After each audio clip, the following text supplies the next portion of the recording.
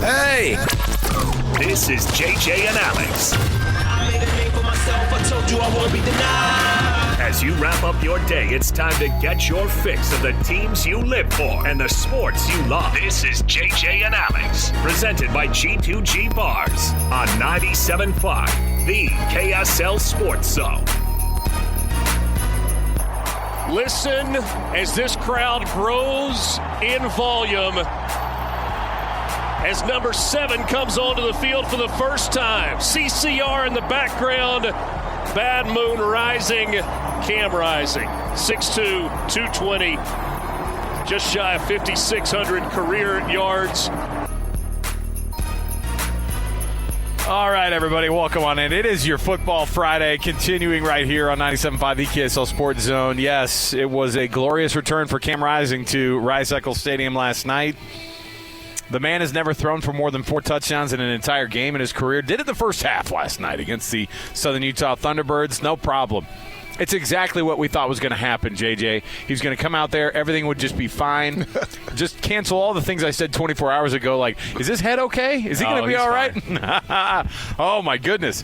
It is a beautiful day down here in Lehigh. We are broadcasting live right outside the field, actually. We're inside the stadium, right just outside of the track of Lehigh High School, home of the Pioneers, and home tonight of the Pioneers hosting the Bingham Miners in game night live action. Awesome high school stuff, of course, that we're going to be able to talk about all day. But on top of it, we're out here for our very first Football Friday of the year.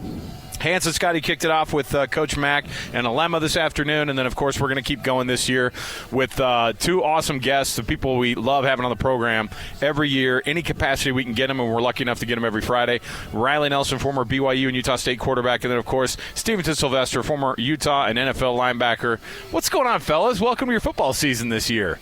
Man, I'm so happy that you guys invited us. We're glad to have you, man. We were just talking about how awesome our Fridays are going to be for the next 13 weeks, man. Man, I didn't even know it, right? We were at lunch, and they started talking about it. I'm like, what are you guys talking about? Apparently, you're going to be there, right? Yeah, I'm going to be there. I'm like, oh, well, all right, I'll be there. But, like, as soon as they told me, I'm just like, oh, yeah. But here's the thing. Here's the thing. You got invited to that lunch. What's going on? What's up? It's special. It was a TV lunch. It was TV a lunch. TV. Sorry, Alex. I get it. You guys have a different budget for lunches. It's fine. We're kicking things off. Well, and Sly, you got to talk to your agent, Sly. He still has everybody. Oh, you mean my wife? There. Yeah. She was working at the time, so she was distracted. That's how I appreciate you coming here and not holding out while your contract's under negotiation. $50,000 a day, by the way, when you hold out. Sorry. I thought he was negotiating crypto now. No. Hey, it's the future, baby. Listen, you guys, it's going to be an awesome football season. We've got tons going on. Our program, as always, is brought to you by G2G Bars, all natural ingredients and no preservatives. Make the G2G Bar perfect for anybody who needs a quick, tasty, nutritious boost. Let's kick it off. We got tons to talk about. Let's just get it right out of the gates and see what everybody thought about this Southern Utah game last night. We'll preview for you, of course, the games that are going on this weekend across the entire state. We'll also jump in at the national level. Oh, my goodness, I was this close to being absolutely dead on with Coach Prime and what was going to happen last night with the Colorado Buffaloes. Anytime I can sneak Coach Prime into the program, 5 yards away. What's up, boss? You believe now? No, I do not. Hold on. No, I do not, Coach. But we knew North Dakota State was going to be a problem, and it kind of was. A miraculous catch by Travis Hunter and then a miraculous no call on the targeting also helped the cause. So let's kick off the show officially with the cut. We'll jump in right here. It's time for the biggest story of the day. This is what made the cut with JJ and Alex on 97.5, the KSL Sports Zone. They've already got one of those big plays, the 64-yard touchdown pass. Have they got another one? Yes, they do. Welcome back, Brant Kuithe, touchdown Utes. I mean, we've been practicing just for those type of catches, just got to make sure to catch it, because it's so wide open. But no, it's just football. At the end of the day, we practice so much and just pitch and catch. That's exactly what we talked about after I was talking with somebody about it. I go, it looks like they're actually just at practice, like just running routes kind of before everything. 49-0. I don't know what you expected to happen. I did not have on the bingo card that Dijon Stanley was going to have 3 catches for 150 yards. You didn't? I didn't. I did not. They said they had a special package kind of dialed up for Dijon. You're going to see him, and he was going to be out there making plays. But man, Riley knows when you got a guy that just as talented as he is with that speed, you have special plays all over the place for him. Like literally special packages. This is designed. As soon as he's in the game, you know it's definitely for him. It's crazy. Dejon Stanley's speed in like real time is like insane. He's the fastest running back, right? I mean, he's got to be the fastest. Hands down. Yeah. His explosion was just awesome last night. You said RB, I think possibly on the roster. Athlete. Yeah, exactly. Yeah. It's kind of a crazy thing because we were watching this thing unfold, and I know that, look, 49-0, you had Cam Rising's 5 touchdowns in the first half. Were 3 of them to Brant Kuithe? Yes. JJ? 3 to Brant Kuithe, 2 to Dejon Stanley. 2 to Dejon Stanley. Not a bad start for him.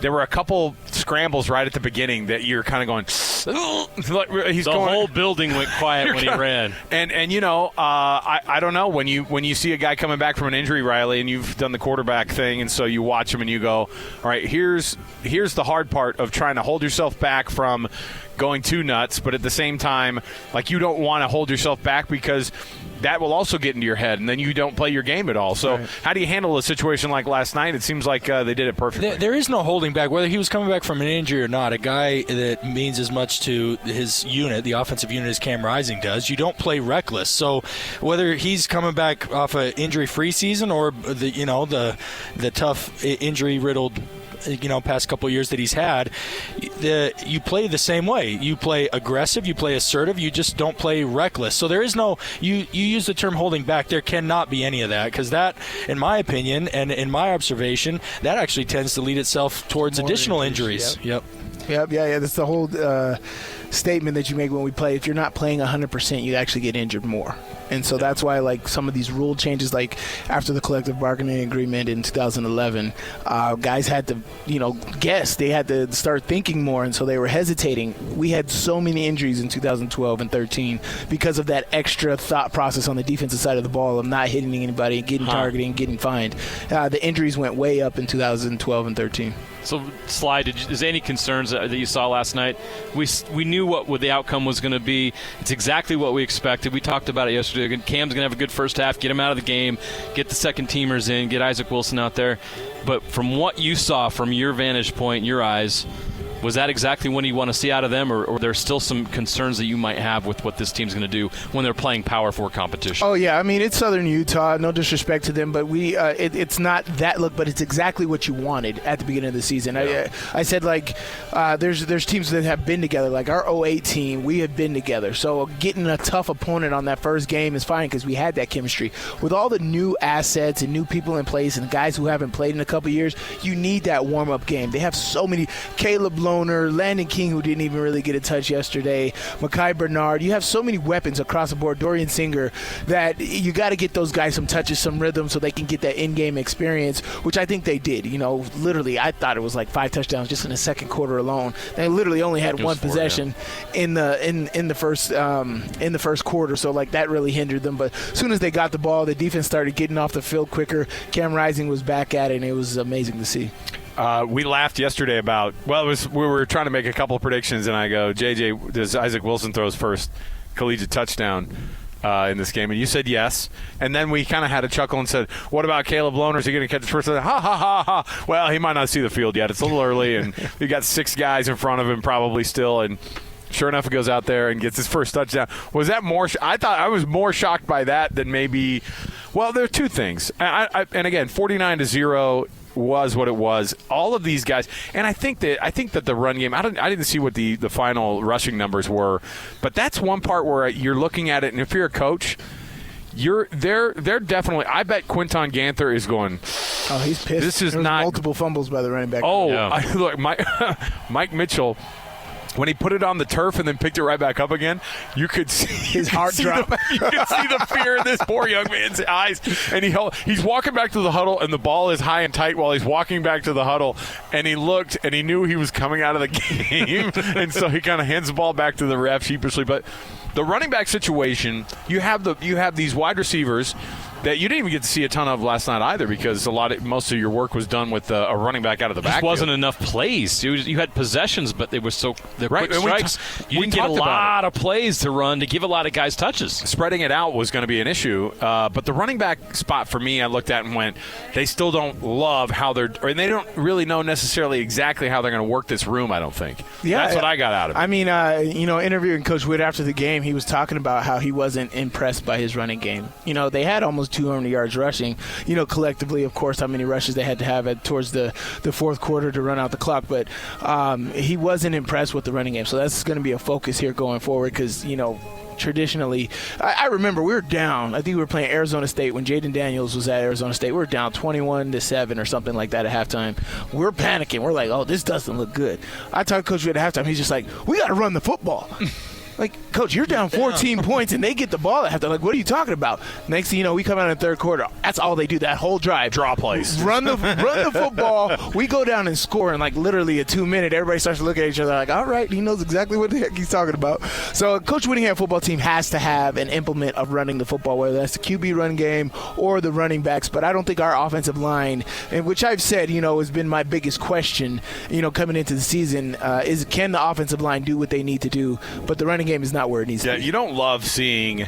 I mean, so Dijon Stanley 6 carries, Mekhi Bernard 5, Mikey Mitchell with 6, Jalen Glover with 4, Charlie Vincent had 4. It's just, we were wondering if I wasn't asking to see 23 carries by, this first game. They basically said, hey, we're going to try to figure out what this run game is going to look like. And so if there was, again, we're getting nitpicky because that's what you do after the first game. Yeah, well, and I just want to throw in there that it was tough that so many of the touchdowns came on big plays. That eats up opportunities to get reps and get chops at the tree. And so that was my biggest. I caution anybody out there that's going to be worried about the run game simply because it just loaded for me. But touchdown play, 64 yards, 29 yards, 79 yards, and 20 yards. You scored on giant chunk plays and that just eats out the series. So it doesn't give you a chance to really get a workman-like sample from the running back in the O-line. Over 500 yards of offense, though, for the Utes, game one.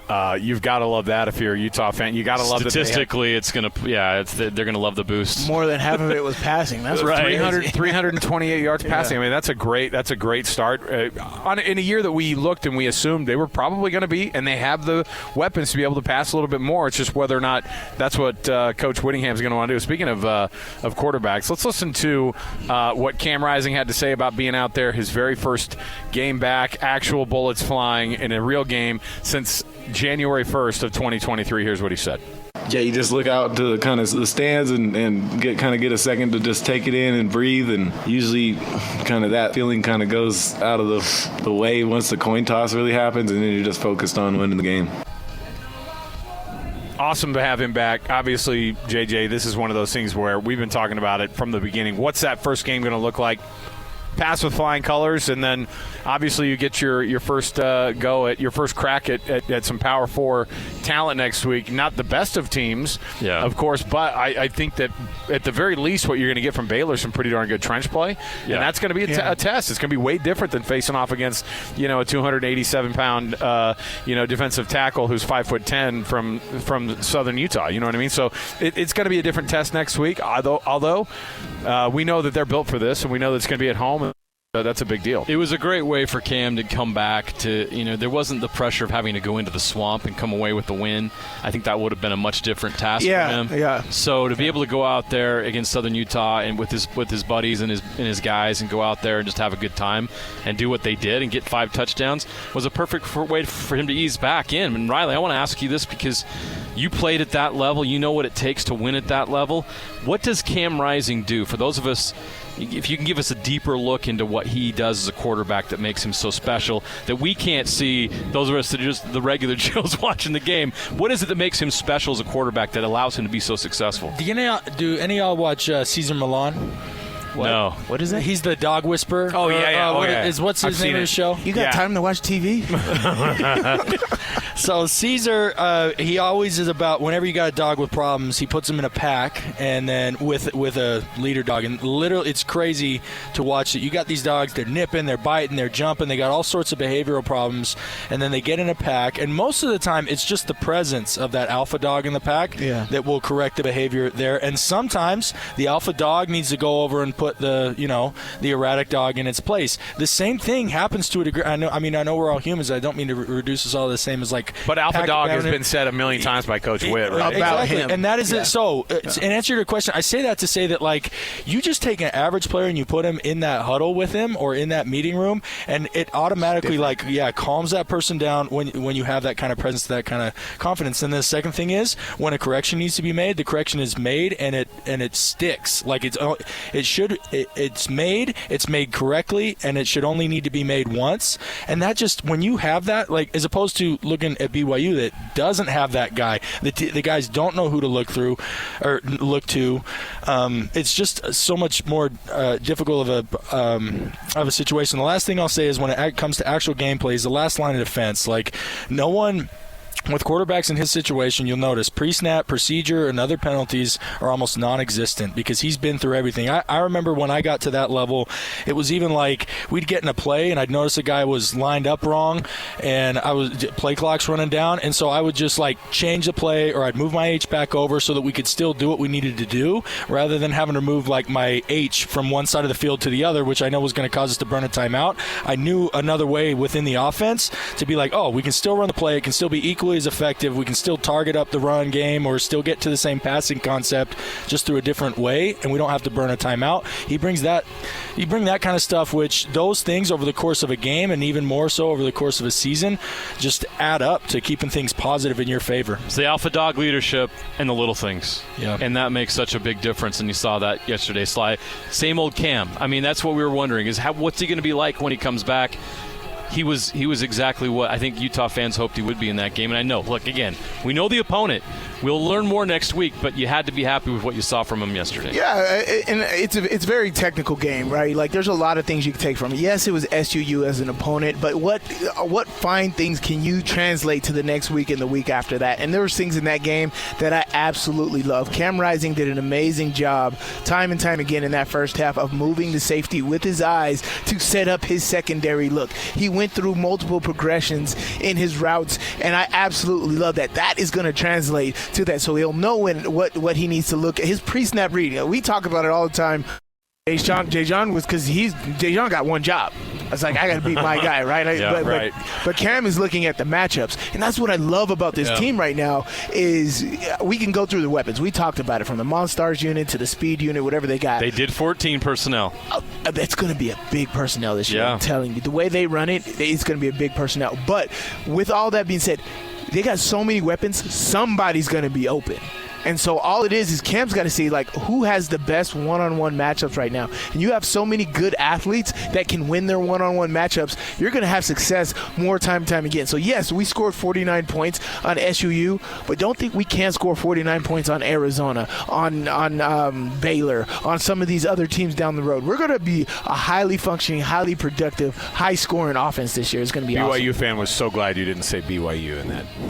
Everybody knows we're going to rain 60 on him at home, baby. After the Cam's already mad because of the last loss. So he's already mentioned it. Sly, we got 2 months. Simmer down. Oh, no. I'm starting. Simmer down. I started 3 months ago, baby. Hey, but listen, I'm going to go full Brant Kuithe and just be like, I mean, that's it's an important game, I guess, but not like Oklahoma State. I guess. The Cowboys, Stillwater, that one gets my blood going. All right. Well, he's from Texas, so that just means different.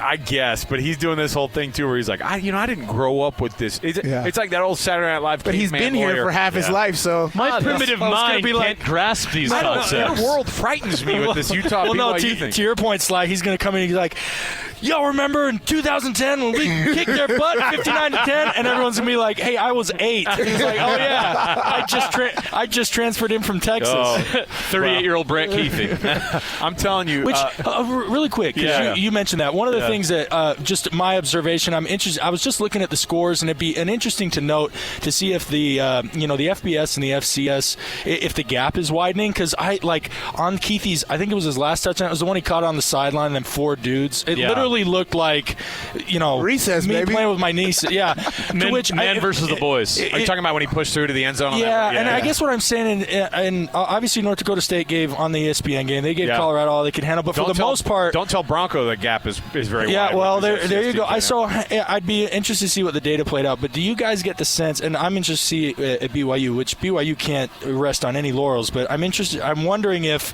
with the transfer, I don't know, I guess you used to have a couple, maybe a couple NFL, a couple undrafted free agents that were left there that were juniors and seniors on these FCS teams that, they'd show out or they'd make some plays or make it a little bit difficult on these P4 teams, but now they get just pillaged. Yeah, as soon as they're good enough to be at that level, they're gone. Look what BYU's turned Weber State into Rick's College. Yeah, right. I guess that's what I'm saying. So the second they have a great player, BYU's like, okay, let's go get 100,000 and NIL money and go get them. They have some money to throw. So it used to be like you could maybe get a little bit because you were getting. You could place a little bit of weight in your evaluation of a team like Utah against a team like SUU, but my inclination is to think that that's diminished. That these FCS FBS matches, especially P4 FCS, are even more because I know you mentioned New Mexico, but talking about P4 to FCS, I think are even less relevant than they have been in the past. It felt like it, right? And there were times during the game you watched it and you were like, okay, let's get through this thing. They never got in the red zone. I mean, the other thing is you used to have maybe a little bit more disparity or a little bit more equality of size, but now even just the size was so disparate. Like I was like, who are these 5'8" dudes trying to tackle Kuithe on and can't even push him out of bounds? Right. I know that's a little bit extreme, but now that could go both ways. It could be Utah was that good and will prove to be that good, but my inclination is wondering that because of the talent being pillaged out of FCF, if that's going to be a continued trend. We said Brant Kuithe's 38. Those kids are 19. Even just it's a grown man out there. But it's true. It has become the new junior college, right? I mean, that's the way that unfortunate. And frankly, that if there's a guy who's got some good tape out there at the FCS level, you'd rather have that guy than a high school kid. 100%. I mean, it's just it's a no-brainer. And that's all trickled down. And we see high school. There's less scholarships for high school kids. 1,000%. I want to hear what Coach Witt did say though before we get out to the break here, because Witt did talk about Cam Rising and Brant Kuithe being back on the field together. It's almost fortuitous that they both get this last year with one another. Here's what he said about it. For Cam and Brant, it was a confidence thing. Just get back in the flow and get back on the playing field and into live action. Everybody else will watch the film. Like I said, there's plenty to correct, but I don't want to call it a tune-up game, but it was a good game to get the season started off with. It's a tune-up game. So that's what you wanted. Honestly, exactly you didn't want to start with Florida. You wanted to get Cam Rising out there. You wanted to run all the stuff you wanted to. You basically ran everything like it was a scrimmage.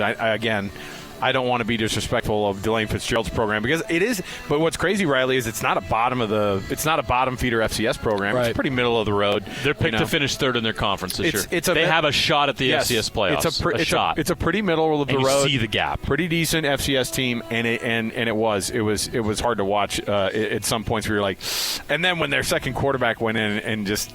It was like when Tommy Cutlets went in last year for the Giants. They're all just run it around the edge. Just don't fumble, please. Sneak at the 2. Please, let's go. All right, let's take a break. We'll take our first break. Stay right here. Riley Nelson, Stevenson, Sylvester, JJ, myself. We're back next. 97.5, the KSL Sports Zone.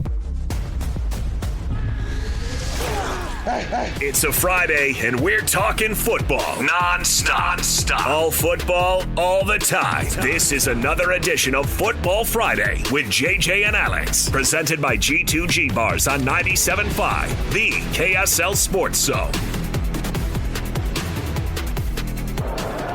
Now a third-year sophomore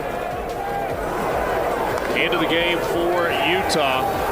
It is Brandon Rose. Rose takes a shot toward the end zone. That ball is caught for a touchdown. Caleb Lohner. All right, I got to admit, I completely screwed that up. It looked like they were going to bring Brandon Rose into the game based on warming up on the sideline.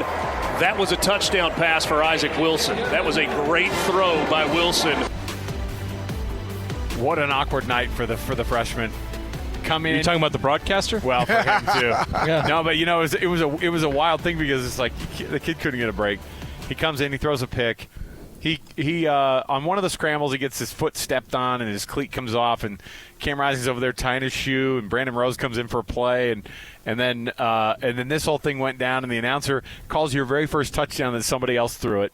So you're like, all right, I guess we're just going to have to get the radio call and match it up to the video, because the first game, a little bit messy. But, that's the way it goes. Welcome back. We are outside, of course, for Game Night Live today. JJ and Sly already in the house because they're going to call Lehigh versus Bingham tonight here in Lehigh. Riley Nelson, of course, alongside as well all season long. We're going to bring you Football Fridays and have these discussions. It is so much fun actually to be talking about football. But we knew this was going to happen too, where we're like, yeah, it was great. It was great. But it was one of those games by mid-second quarter we were all kind of going, all right, what's up here? It was like, hey, North Dakota State's beating Colorado. Exactly. I'll tell you what happened too. Is I'm watching this game, and I was seriously looking at this, and I'm going, okay. There are so many moments when you're playing a game like this, and you're watching this thing go down, and I was just thinking to myself, my goodness, all the injuries, and again.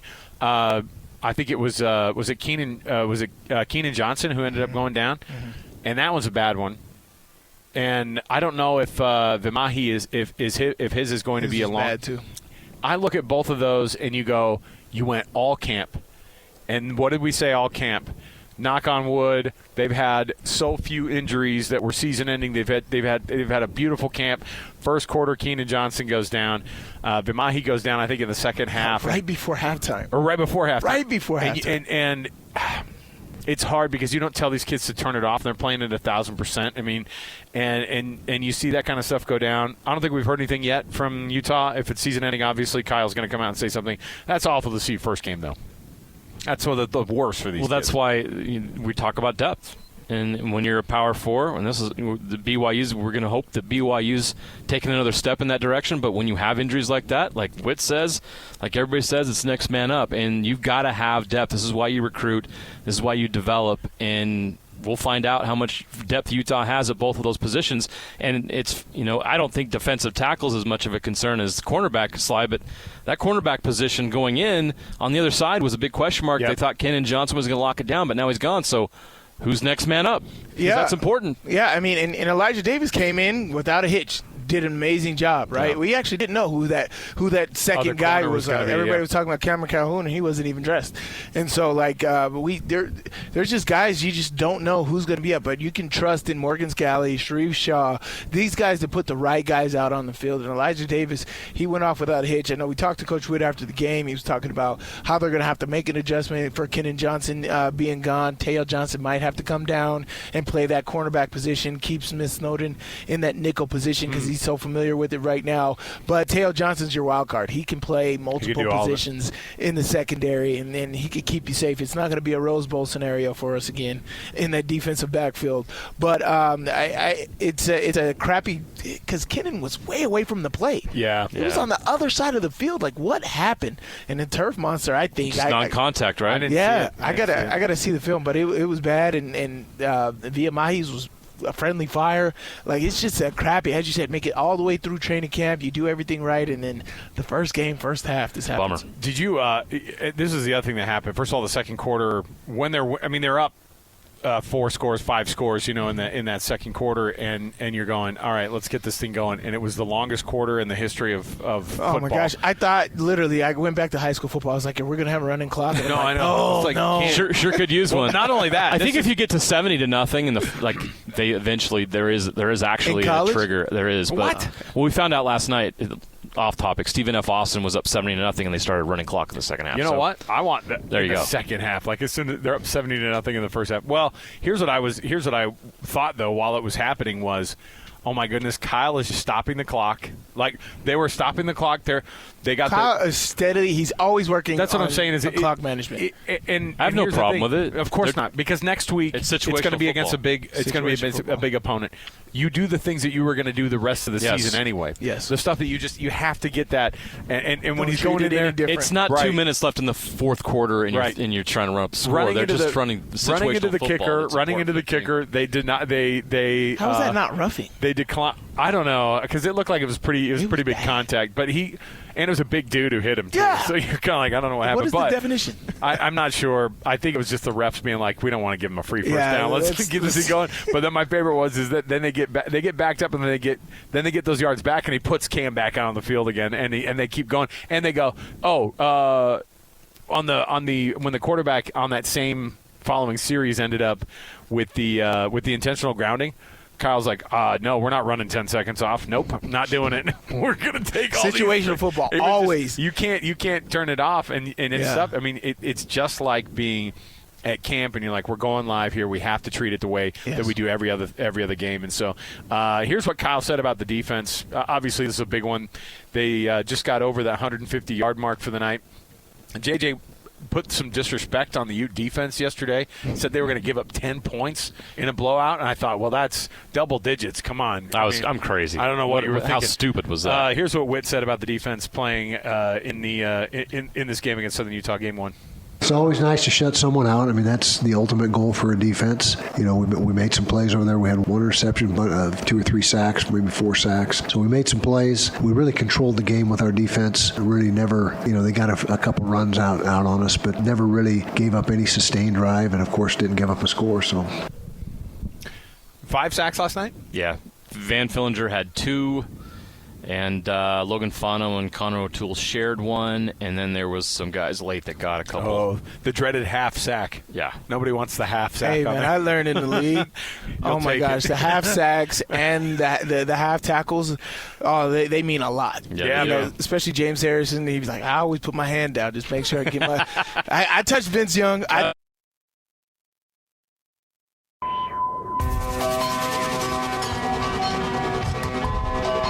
All right, I think we're back now. Welcome back. It is Football Friday. 97.5 the KSL Sports Zone. Alex Curie, Jeremiah Jensen, of course. Riley Nelson, Stevenson, Sylvester. Every Friday right here, Football Friday. All right, I wanted to get to Brant Kuithe and some sound here before we went before we turned into robots. I want to know what he said about his first game back. It's just finally nice to be able to actually get out and actually be playing a game. Yeah, it feels good, but I've been doing this preparing for 2 years, and just feels good to know I can still do it, and we still got a lot of games to go, and just can't wait for next week. Speaking of robots, a guy who just is the same in his preparation, a guy who doesn't show a lot of emotion on the media side of things, but might be as prepared as anybody. I love that he had a 3-touchdown game to come back and to be back into it. On the 3-touchdown quarter. 3-touchdown quarter, That's and true. With Cam too, right? I mean, that's what we wanted. I think we put that on the bingo card yesterday. I don't think it could have gone better for Brant Kuithe in his return. That was pretty impressive. One of the things that was interesting, though, and this is what we were wondering was going to happen, how it was going to play out. Isaac Wilson comes in, the Corner Canyon product. They showed Zach up in the stands on the TV broadcast with his dad Mike, and that's an awesome moment. I guess Riley maybe described some of the feelings of going out there, and when you come in that situation, when you're Isaac Wilson and one, you knew that the possibility was there. Everybody was talking about it, like, hey, they're asking Cam about it. So, how long are you going to play? This thing's going. It's like, hey, you guys, you can't give us 50 points yet. We got to actually score those points. But they did it, and Isaac Wilson got in. The circumstance wasn't perfect, but certainly a memorable start to his campaign as a youth. Absolutely. I mean, we'll focus on the interception. We're like, whatever. The fact, how lucky is he to be able to throw a touchdown pass in his first garbage time appearance? Like, the fact that Ludwig even opened it up and let him throw it many as he did. What did he have? 9? I think he was 5 for 9. Anyway, like that's pretty good work for garbage time. Different OCs have different philosophies. Now, when I was in his position, a true freshman and kind of a different scale, like hometown kid, right, Logan at Utah State and all that, I got a lot of garbage time and a lot of passes because we were down 40, and before they made me a starter, so like, I think I threw for I got the fourth quarter. My first snaps were against Idaho. I got the fourth quarter. We were down 30-something. I think I threw for 160 and a touch. But I was down just 30-something against Idaho. Can you believe it? The Vandals. Ooh, the dark days. 2006 Aggies. No, but light him up. 160 and a quarter through a touch and all that. A lot different than what Isaac was dealing with. Being, obviously it's P4, but I'm super excited for him.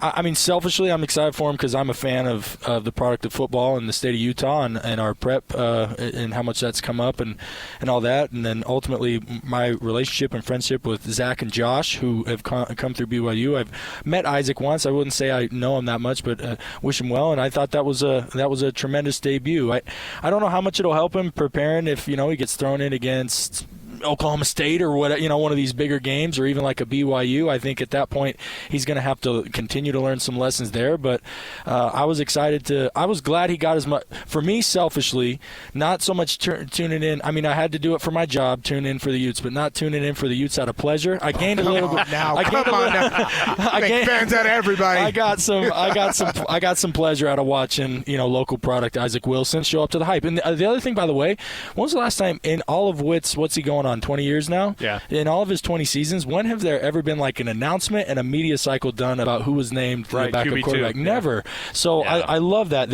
Isaac has embraced them as a university. He's lived up to the hype before, and then they've embraced him in turn. And the fact that who was the last Utah product to take snaps under there? Was it Lance Rice?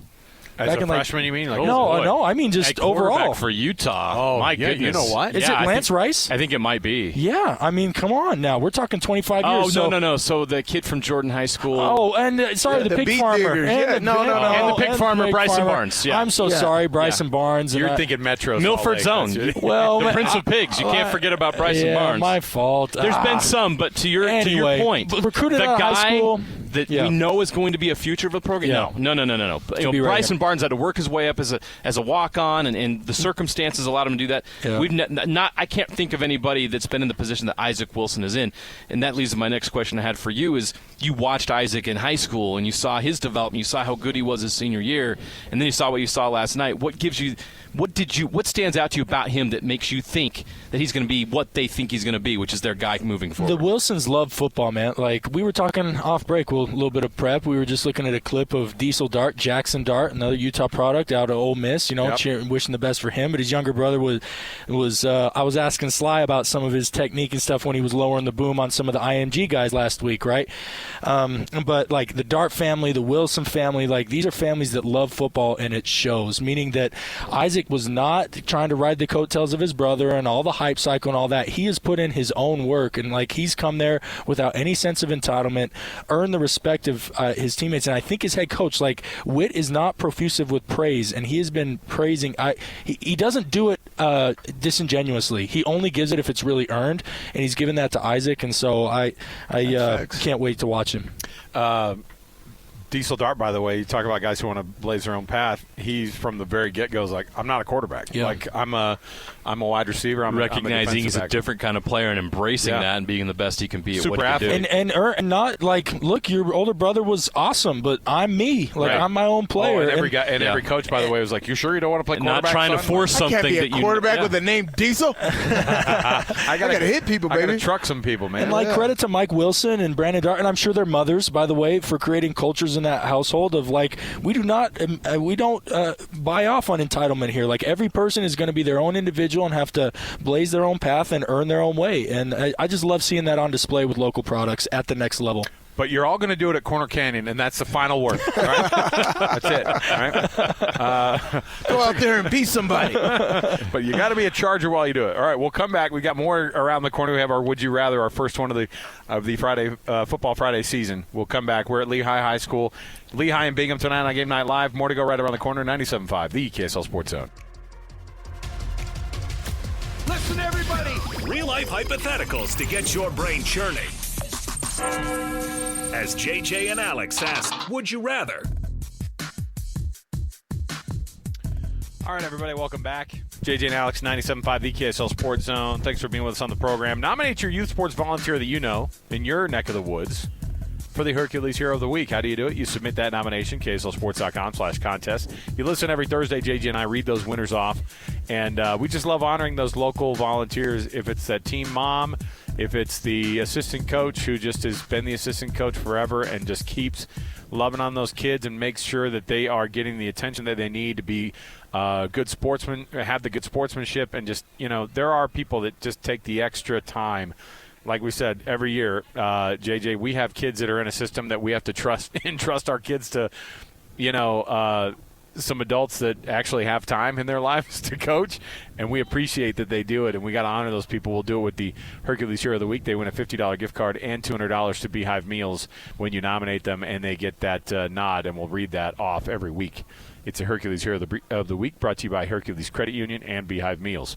Would you rather? Well, let's go back to this question, and I'll ask you first, Sly, because I think it's an interesting thought of, would you rather open up against a Florida, or would you rather open up against a team like Southern Utah, where you had the result like you had last night, but you're able to ease into the season a little bit more? Is there a version of that? Is there a version of easing into the season? I mean, you just had to play Florida because it was on the schedule, and you also love having a game like that at the front end of the schedule. It's easy to promote. It's awesome to have a big opponent like that, but would you rather have the smaller opponent that you can kind of tune up on? Am I the fan or the player? The player. The player. Ooh, that goes into two different things. It depends on the type of team that you have, right? If I have that experienced team, I definitely want to shock the world, get everybody on notice right at the right at the get-go that we're for real. So I have that chemistry. But like, if I got new moving pieces and I'm trying to build that chemistry, work some things out. Yeah. I got to knock the rust off of a lot of guys. I definitely got to have my FCS opponent because there are going to be more opportunities down the road. Cam and Brant back and Mekhi Bernard. There was some guys that are back, but Mekhi Bernard didn't play all of last season. There was 20+ new players that took the field last night. I mean, there was a lot of newness with that team. Yeah.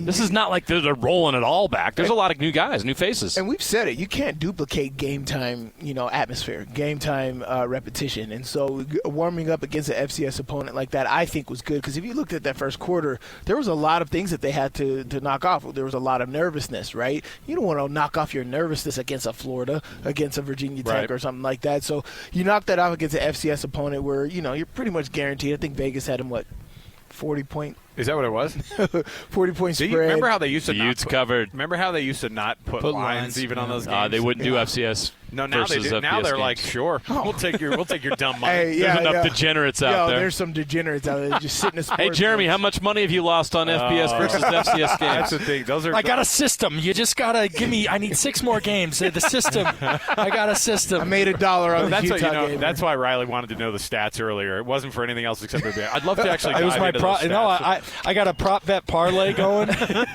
It's intense, but it's all FCS versus FBS.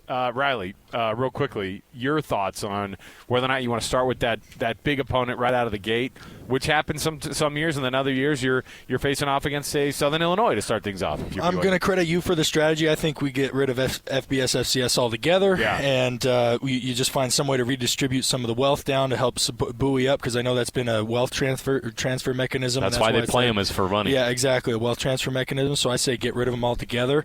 And because I'll be honest, I didn't like FCS. Now I was a quarterback, and all that, but I didn't like FCS. I felt like I already got so few with no guaranteed opportunity to play beyond college. I felt like we had so many few opportunities. It felt like a waste to go beat up on dudes who we knew top to bottom on the roster we were that much better than, and pat ourselves on the back for a 35-point win against the team that you should have, right? You should have beat by 38. So now that said, it's got some good things. So Sly talked about the Utah perspective. Given the BYU perspective, they're not trotting out 20 more guys. I know there's been a lot of intrigue about the quarterback would and if Bohannon goes out there, which is looking like he's probably not, it's not new. LJ Martin and Hinkler probably had the top 2 carries last year. They're going to be your 2 RBs.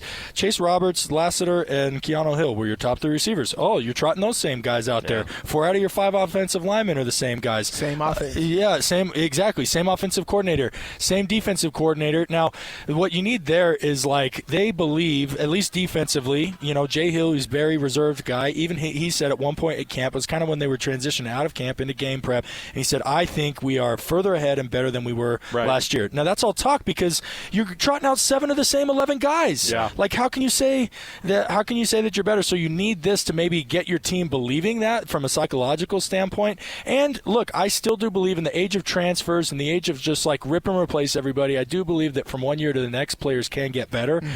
But you got to see it to believe it, because if you come out and you get punched in the nose, that doubt creeps in, and then you can backslide really, really quick. So I think for BYU, if they can come out and they can start to see it and start to believe what they've been telling themselves all offseason, which is we're all 1 year better, we're all 1 year bigger, we're all 1 year wiser, and that will equate to better performance throughout the course of the year, then I think it's a meaningful exercise. But as a fan and as a player, I could leave them. I could leave these matchups. Well, and I mean, I didn't want to transition that into furthering my opinion, which should matter the most here. Okay, the FCS, FBS games have to go, especially now. I think they will, especially now that a loss or two doesn't freaking matter on your on your resume. Playoffs, right? It's dumb. It's like having Corner Canyon play Milford week 1. What are we doing? We don't do it. We don't do it at the high school level. Like I'm trying to use a local at high school analogy. No. Is that if Corner Canyon? What's the point? If Corner Canyon was giving $50,000 to Milford, I'd be okay with it. But that's not. But that's also not happening. So in the end, like it is. It's like honestly, and wouldn't the TV partners be extremely satisfying? That's where the money comes down from. Of course, the extra profit. I watched the entire game, and I'm racking my brain. Who did New Mexico lose to, though?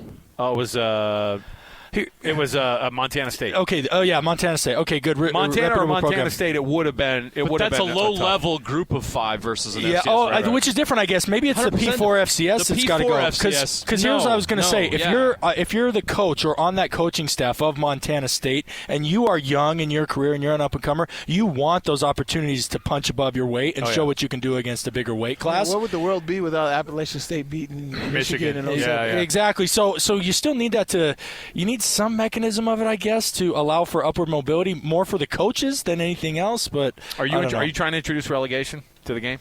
Come on, let's go. I know I'm all for it, but we're too far down the line. All right, joining us on the program right now, he's nice enough to hang out because we're. It's a Friday, and we're talking football non-stop. All football, all the time. This is another edition of Football Friday with JJ and Alex, presented by G2G Bars on 97.5, the KSL Sports Zone.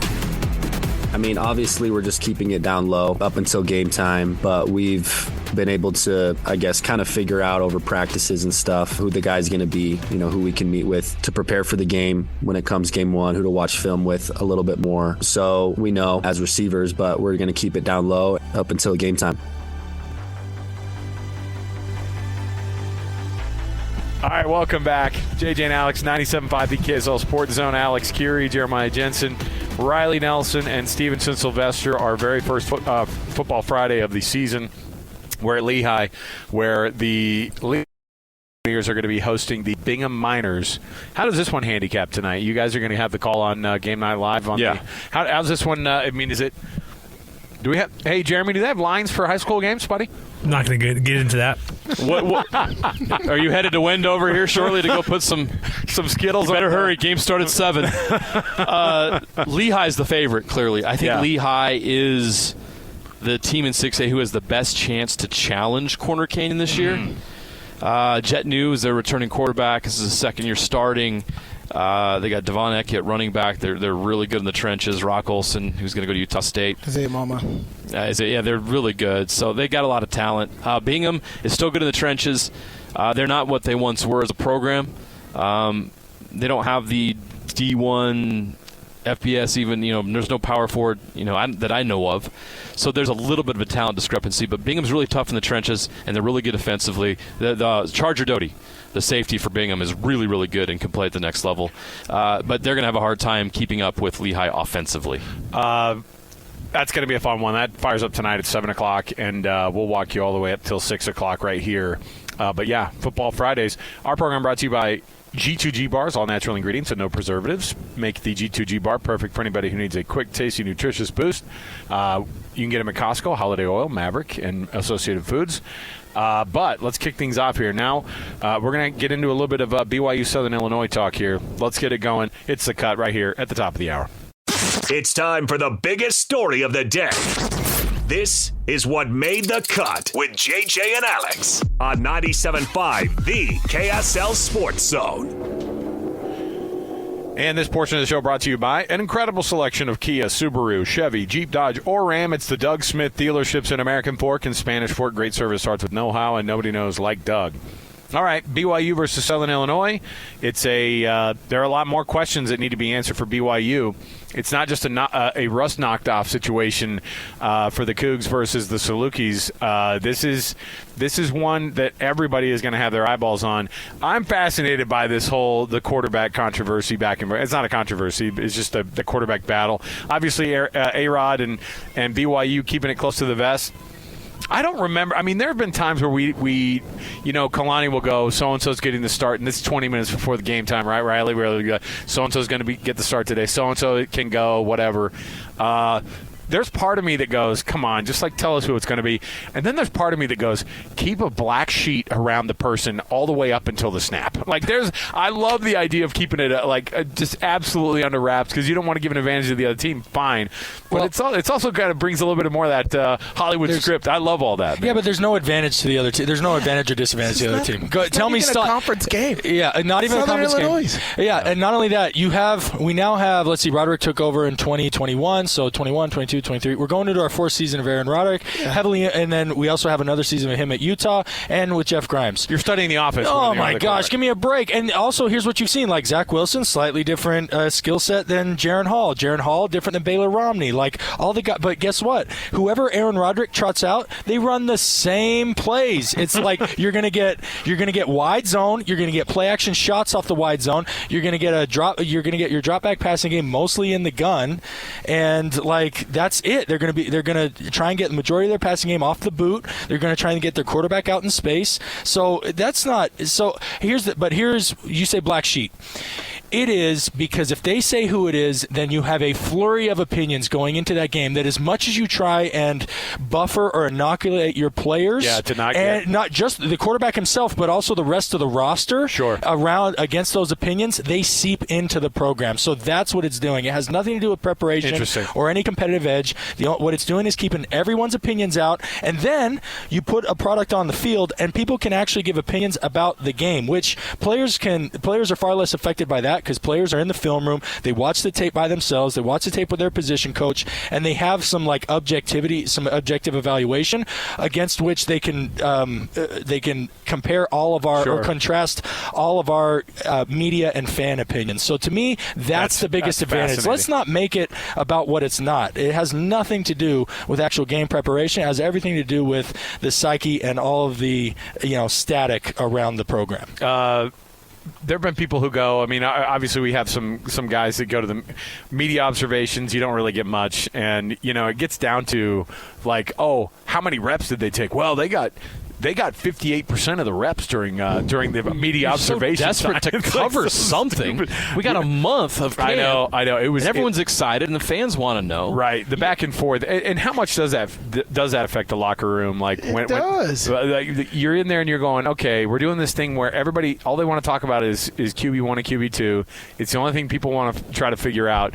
But the reality is there's a lot more that has to get figured out. We had our conversation weekly with Connor Pay this week, and it was hey, the reality is the quarterback situation has to get figured out. If the offensive line stinks, then what does it matter? If they can't figure it out, if they have a year like they did last year, it's going to be a 2-7 conference record, kind of regardless of the quarterback. If they can't hit 100 yards rushing in a game, then there's just too much pressure on any quarterback, unless you're just exceptional. I don't know what these players, I mean, Connor Pay's a no-nonsense kid, and he's been in the program a long time, too, and he's just look, but they feel so much better about that changeover from Coach Funk to TJ Woods because they just felt like they needed more accountability. They needed a little bit more of this fire that they didn't have, and frankly some discipline that they didn't have last year. That starts to seep out of like kind of guys missing meetings, people showing up late to stuff, which is not really the BYU way. It sounds insane to even think that could be a possibility. That stuff happens behind the doors, and most of the time it doesn't really if you're winning, no one cares. But like when you have a year like last year, and it was the first year, I don't know, year 2, Riley, your thoughts on starting this thing off with Southern Illinois and the quarterback question aside, because we don't have the answer to it, what is the thing that's going to equal success for BYU this year? I didn't want to dilute the Utah talk with some BYU talk, but Witt's like, I think we had like 3 or 4 sacks, and JJ's like, it was 5. And we were like, yeah, it was 5. That was half of BYU's season production last year. And I know it's an FCS opponent, but like to me, offense, like whatever. Honestly, like it's the same dudes. I worry about the same thing that I saw last year. Like here's one thing. You can get maybe a little bit better at separation point and this and that, but like ultimately a lot of what threatens defenses in the passing game is coded into a dude's DNA. It's the way that he came out of his mother's womb and like the way he starts walking and running since he's been 8 years old. And none of that's changed, and it's the same RBs and it's the same O-line, so like I'm far less interested in the offense. To me, I think the offense is going to be whatever the offense is going to be. I want to see if the change from Elisa Tuiaki and Jay Hill in year 2, it just doesn't need to take a step forward. It needs to take a leap forward. And they got Siona Pua, and they got K-Pop back, and they got Jay Hill back, and like Gary, Coach Anderson's helping out down there. He's not a position coach, but he's a strategic. What do they call him now? Analyst. An analyst. Yeah, like that's what's going to equal success. Like I don't know if they'll shut him out, but like I'm far more interested in a shutout than I am, 45 points. That'll be far more meaningful to me as far as the direction that BYU's heading and their prospects for the next 2 to 3 years in the Big 12 than whatever the offense is going to be. The offense is, they need a different caliber of athlete out there, in my opinion, at the skill position to really, if they want to compete at the upper echelons of the conference. But in order to do that, first things first, in the Big 12, you got to be physical and stout and able to stop teams. Otherwise, it's going to be tough sledding.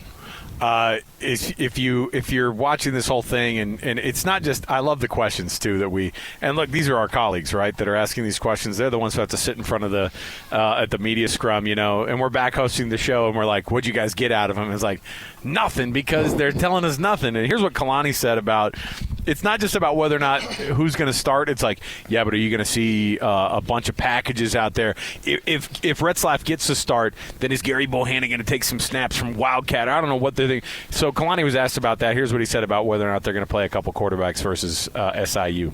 We're planning to do a lot of different things. We have a lot of options, and the goal is to get the win. Can't tell you how that's going to go yet right now on Monday, but we know we have an opportunity. We can win with more than just one person at quarterback. We have a number of them that can play and that we can get victories with, and so that goes with all the positions. We feel really good about the depth there, and quarterback just happens to be a deep one for us as well. I was really proud with how the quarterbacks handled all of camp, and feel confident going into the season with our group of quarterbacks that we have all together, especially the top 2. That's my favorite thing, right? When they do this thing, JJ, where they go, oh, well, look, it's not even about QB1, QB2. We got 4 guys that could go out there and play. It's like, quit it. That's what I heard. I heard everything is nothing and nothing is everything. Yeah. I'm just like, okay, so what did I get out of that? I have a question for Riley, because you can answer this.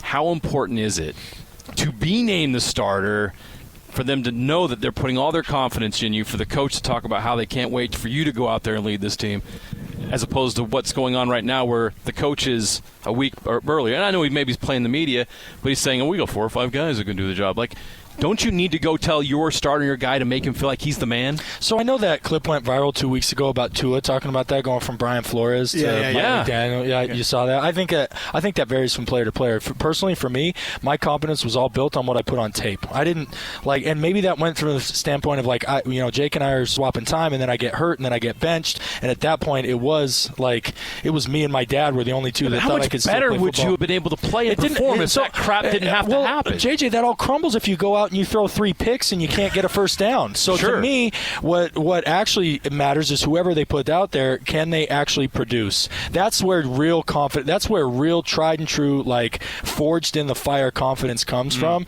is from going out on the field on Saturday and putting it. The coach can name you. In fact, to speak from my own experience, they did all that with Jake Heaps. He's the guy, and he's turned everything that they wanted us to be in there. And then we'd go out there on Saturday. That, to me, is actually the bottom that would fall out. We'd go out there on Saturday, and then we'd watch the film on Monday, and it was like, wait, he's the guy? He's the future? I'm not quite seeing it there. And then you get this disconnect, and then that's how you erode trust within the program. You don't all the endorsement and all the stuff to the media, it might matter to an individual player, but I'm telling you, it's a house of cards because it will fall down so quickly if it's not backed up by actual production between the lines on Saturdays. Yeah, man, it's a crazy mind game with all of this and what decision you have to do. I think Riley's completely right, but it is subjective. But for me, I'm looking at it as football is so mental, especially at the quarterback position. If you're not instilling confidence in them, as soon as they make a mistake, they're literally thinking about that. And can they have the competence to push forward and forget about the last play, because that's the most important thing. But it being so mental for me, I'd want my offensive line, I'd want my receivers to know who's throwing me the ball. Because the way Riley throws the ball, the way Riley throws the out route is different than the way that Gary Bohannon is going to throw the out route, right? And so as a receiver, I need that chemistry. I need that rhythm. And the longer somebody knows it, he said that they know. I hope that they've relayed that to the team, because all that really matters is the team that knows. Then all the stuff I'm talking about doesn't matter, because it only really matters what's going on. But that's fake, right? When they go, we don't even, because like. But I think they're covering their own butt too. Oh, we don't even know who it is. So I mean, because Chase Roberts was like, well, we know who the guy is, because. Then that's all that matters. Like, we know who the way the guy Roderick is. said that is like they've related to the team. They're just not telling the media. But see, okay, that's the part, Riley, too, that bugs me when they go, well, they're both so good. Oh, we don't even know how to make a decision. How much of that is true versus like what the reality is? Well, because here's the thing is, as an athlete, you got to instill confidence in the quarterback too. Even if the quarterback's not doing it, he's the only one that's going to get you the ball. He's all we got. Yeah. So it's a mind game with all that as well. But man, I echo what Riley said. Man, it's crazy, and you have to get these quarterbacks ready to go. But for me, I got to instill confidence in the quarterback position. I think it was Mother Teresa or maybe Albert Einstein. But it wasn't the dog whisperer. But they said talk is cheap, and something else. No, I'm kidding. That wasn't Mother Teresa. But that was Samuel L. Jackson. Yeah. Yogi Berra. I know, because I was going to say there was a word. The long word started with the M after it, and anyway. Yeah. No, but it all just you kick the ball off on Saturday, and all that evaporates. Yeah. And then it's all left. Sly was talking earlier about like half sacks matter, and that you got to put it on tape. Like I'm raising my sons, who I hope love football and play football, and no matter how far they make it, whether they make it to just Friday Night Lights or they get a chance to play beyond, whatever, I'm going to tell them that none of it matters except what you do between those lines and between 60 minutes and 0 on the clock. All the rest of it is let the fans have it. Those are the table scraps off the table. The players, the guys competing, those are the ones eating the feast of the beautiful sport of football. All the rest of us are down there under the table like dogs hoping for a bone or a scrap. Yeah, but can we get it?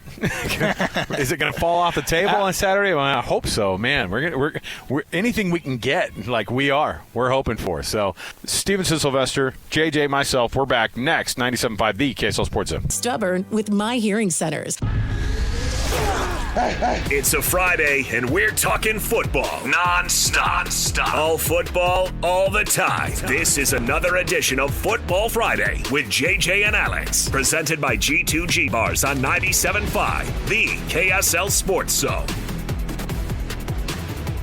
Football Fridays are back. JJ and Alex, 97.5, the KSL Sports Zone. Riley Nelson and Stevenson Sylvester, of course, joining alongside as well all season long. We're going to bring you all the football breakdowns that we can. Yes, listen, we've got tons going on next hour. We're going to walk you all the way up. We've got a bunch of national stuff to talk about as well. I'm interested to get you guys' thoughts on the college football playoff and what kind of a wrinkle that throws into what the future of football looks like right now, and how we're supposed to kind of deal with the changes that have gone on with the conference stuff. I mean, I don't know if I love it or hate it yet right now. I mean, I was a big Pac-12 guy. I mean, I was a Pac-10 kid growing up watching. You have a Pac-12 tattoo? It's on my truck. All right, I got the sticker on my truck. You're only a big Pac-12 guy if you have a tattoo. The sticker wasn't enough. Well, you didn't go far enough. I was actually one of the guys that barely started calling it the Pac-12 within the last couple of years. I had just gotten used to that. Now you got to think of something else. I got to get over to the. It was interesting that there was a little bit of a whiplash last night when I watched that Big 12 logo on the field and on the jerseys. I'm on the sidelines like, that just looks so weird. It looks so weird. Yeah. And not that we're just going to have to get used to it. But Utah, of course, last night showing why they're the favorite in the conference, and until proven otherwise. And really, it's going to be fun to watch how they do in conference play. And I know next week's not a conference game. Wink. But it is a conference game. I'll call it a conference test. How about that? Yeah, I mean, look, at the very least, how do they look against a Big 12 opponent? I get it. It's not going to be on the conference table when it comes down to who's going to get into the Big 12 championship game. But the way that Baylor's been playing the last couple of years, maybe it would have been nice. Keep that as like a real conference game. It's one thing to be like, because is it Kansas State playing Arizona, and that one doesn't count? Same problem. Yeah, same deal. Yeah. See, that one is a matchup that you go, oh, if that one counted, that's as a one game. of the best premier matchups in conference play this year, but it's not a conference play. game. Yeah. It doesn't count, which is weird. It's a strange world to live in, but anyway, we'll come back. We've got more to go, and we'll chat about it next hour. We'll bring in all the national stuff, and we'll also get some predictions on Utah State, who we also need to talk about. We need to talk about what that world looks like now with Nate Dreiling running things, and there's been a lot of talk this summer with Utah State. Not all great, but I think that Nate Dreiling is a fascinating study on that as well. So we'll see how the Aggies are going to stack up this year as well. Let's go out to Vidal from the Warehouse. Vidal's been giving us some awesome deals all day long and has been hooking us up with some of these great deals. Vidal, my goodness, 1825 South, 300 West is where you can find the Warehouse. Easy enough to find. But this is a weekend when people are buying furniture. They might as well come down and see you. You know what? And that's the point. That's why we're here on the radio with you guys. We want to make everybody aware of the deals that we have, about how much money we can actually save you furniture in your whole house. Even if you want just a small couch, if you want a twin-size mattress, a twin-size bed frame, anything you need for your house, I can definitely have it for you. If I don't have it, I'll see what I can do. I'll get you something very close to what you're looking for sure. But now let me tell you about this. Yeah, go ahead. I say boom after everything, Vidal. You know how I am. Yeah, I mean, I know you're excited just as much as I am, so it's no worries. Let me tell you about this crazy deal. I was just talking to Tom about 5 minutes ago. You know what Tom told me? He told me to go ahead and emphasize on the recliners that we have. Guys, we have a bunch of recliners here at the Warehouse. We have 4 different models right now. We have 2 of them. They're going to be real leather by a really high-end company. Unfortunately, I can't say the name of the company, but it's a really good company. The mattresses as well. They have your memory foam cushions. These are going to be all power recliners. We have 2 of them. They're going to be real leather, a chocolate brown, and then a really dark brown one, really black one. One of them is going to be a lift chair as well. Those lift chairs, they retail for $2,800 anywhere else. We have that lift chair for $499. Any of those 4 models, that we have at the recliners, $490, guys. There's nobody out there with the better deals, including the quality and the deals that we have. The price range is insane. It's amazing, to be honest. We have those deals going on today, tomorrow, and Monday. Now, let me make it a little bit better, okay? Anything that is going to be a pusher right here that we have, any sofa love seat, any sectionals, any 2-piece sectional, 3, 4, 5, 6 sectionals, anything that needs to be in the living room, on top of the boom price, on top of that yellow price, the one that we're already saving you a bunch of money, we're going to do $100 off on top of that. Throughout the store, anything that will be a pusher. Guys, that's a really, you know what, let's call that a double boom deal. There you go, guys. Boom deals from the warehouse. You got to check it out for yourself. 1825 South, 300 West. If you know where that is, look, if you're already in the neighborhood of shopping at some of those other furniture stores and the big box stores there in Salt Lake, you might as well just go stop by the warehouse and get some awesome deals. 1825 South, 300 West in Salt Lake City, just east of Costco, north of the Sam's Club. We'll come back. We've got more to go right here on the program. We're going to break down our final hour here as we walk you up to more football when it comes to Game Night Live, of course, tonight, where JJ and Sly are going to be calling this game between Lehigh and Bingham, and, of course, the rest of your college football weekend. It is week 1. It's not this week 0 stuff. It is week 1. We're talking college football next right here at 97.5, the KSL Sports Zone. It's a Friday, and we're talking football non-stop. All football, all the time. This is another edition of Football Friday with JJ and Alex, presented by G2G Bars on 97.5, the KSL Sports Zone. Welcome back, everybody. It is JJ and Alex, 97.5, the KSL Sports Zone. It's a Football Friday. Glad to have you with us, Alex Curie, Jeremiah Jensen, Stevenson, Sylvester, and Riley Nelson. This is your Football Friday crew for the Friday afternoons, walking up to Game Night Live every Friday now. You guys, it's back. It feels real, even if it doesn't feel like last night's game against Southern Utah for the Utes was, much of a contest. It was still good to actually have some football out on the field. See some touchdowns thrown by. And I had this thought, too, in the middle of the game, and we'll get the show started here, and I'll ask you guys your opinion on it. But our program is always brought to you by G2G Bars. All natural ingredients and no preservatives make the G2G Bar perfect for anybody who needs a quick, tasty, nutritious boost. Let's jump in right here with the cut. Let's get into it right now. It's time for the biggest story of the day.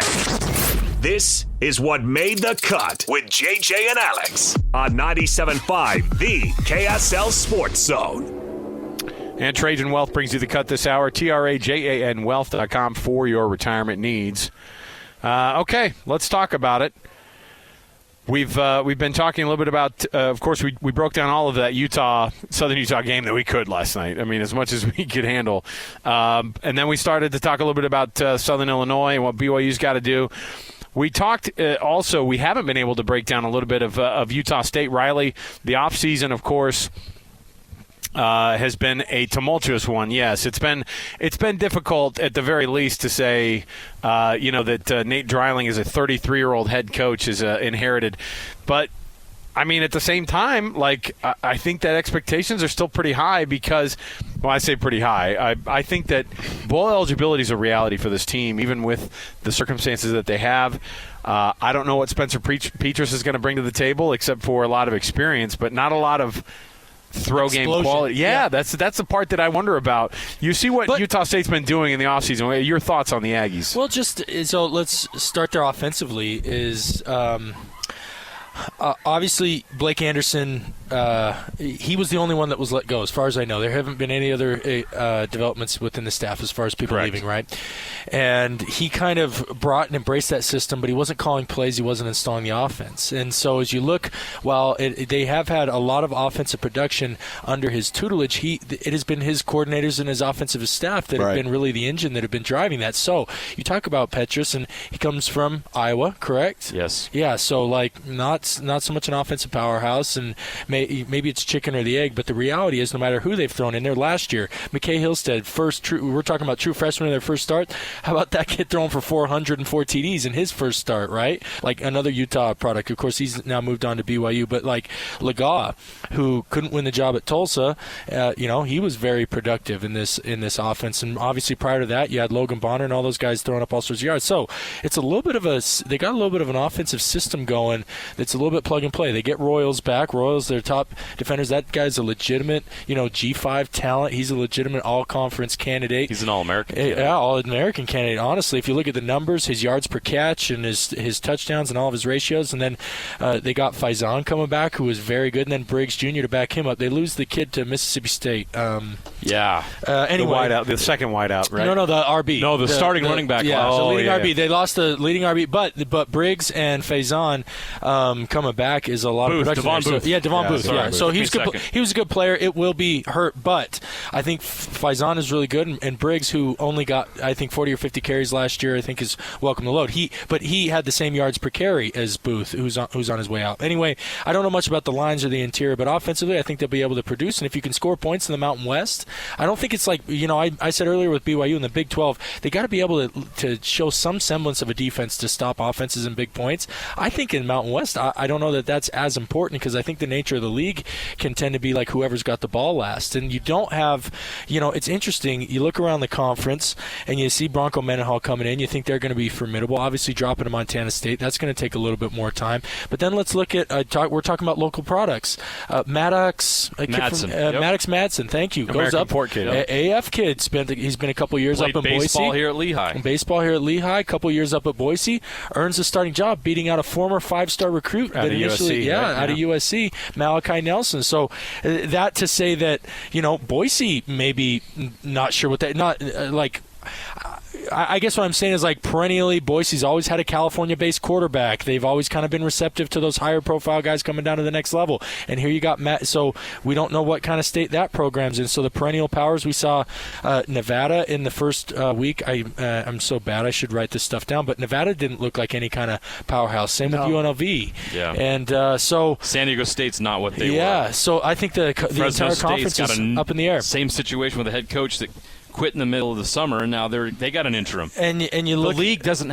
There's not that Riley, you're right. There's not that Boise State dominant team. Everyone's playing for second place. Conference, or Fresno State with Derek Carr and the star receiver Devontae Adams. I mean, that Fresno State team was really good. You don't have those teams right now. So for Utah State to be in the situation there, this is a really good year for them to be in that position, because there will be room for them to be able to exceed expectations, because the league is not what it's been in the past. And I always mispronounce her last name. Is it Sabu? Sabo. Diana Sabo. I always think of Chris Sabo, the former baseball player. Yeah, there you go. Thank you. So Diana Sabo has made it clear to all of, obviously with the example she made out of Blake Anderson, but all of the head coaches and their coaching staff, and even within the athletic administration, that, like, you better put up or shut up and shove out. And so all of these coaches are fighting for their job in one way or the other. So they're going to coach their butts off to get these guys ready to play, whether it's to take that next position, to remove that interim label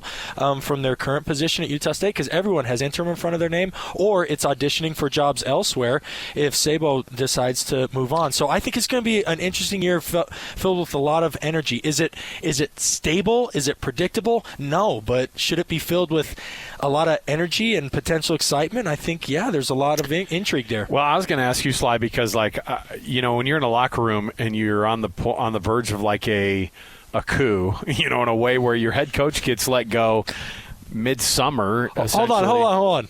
Kyle Whittingham and Mike Tomlin, the two longest tenured head coaches in their respective. You're going to ask me? That's what I was going to say. In their respective.